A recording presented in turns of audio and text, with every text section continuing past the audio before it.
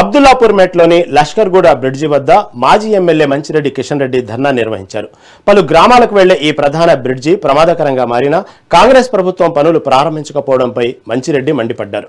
గత బీఆర్ఎస్ ప్రభుత్వ హయాంలోనే 6.40 కోట్ల నిధులతో టెండర్లు పూర్తయినా కాంగ్రెస్ ప్రభుత్వం 3 ఏళ్లుగా నిర్లక్ష్యం చేస్తుందని విమర్శించారు.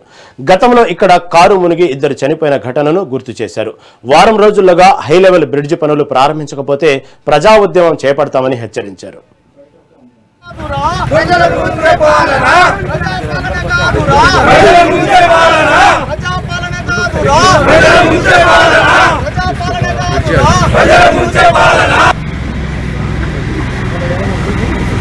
గత 3 సంవత్సరాల కింద ప్రభుత్వం కేసీఆర్ గారి నాయకత్వంలో ఆనాడు ఉన్నటువంటి పరిస్థితుల్లో 22లో జరిగినటువంటి సంఘటన మాకు నిజంగా కూడా ఇప్పటికీ కళ్ళల్లో జరుగుతూ ఉంటాయి. నీళ్ళల్లో నిలబడ్డాం మేము. ఇక్కడ నిలబడి రావు పోతూ ఉంటే చూస్తూ అక్కడ వాళ్ళు ఇక్కడ వాళ్ళు అక్కడ పోయినటువంటి పరిస్థితి ఉన్నటువంటి పరిస్థితి పెద్ద సమస్య ఇది. మండలంలో ఇలాంటివి ఇంకా 4 ఉన్నాయి. వాటి కొన్ని శాంక్షన్ ఇవ్వడం జరిగింది, కొన్ని ప్రపోజల్స్ కూడా పంపించడం కూడా జరిగింది. వర్షాకాలం వస్తే రైతులు కానీ రోజువారీగా పోయే వాళ్ళను వచ్చేవాళ్ళు రోజు పని చేసుకునే వాళ్ళు, ఎందుకంటే హైదరాబాద్కు చాలా దగ్గర ఉన్నటువంటి పరిస్థితి కాబట్టి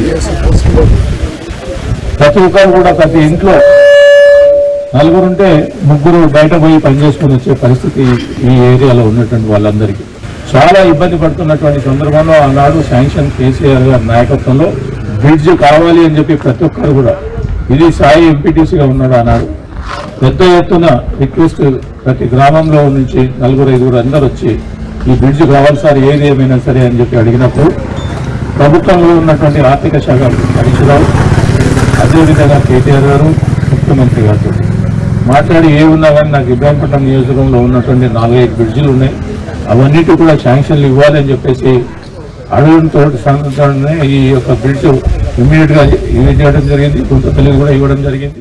గత 3 సంవత్సరాల కింద ప్రభుత్వం కేసీఆర్ గారి నాయకత్వంలో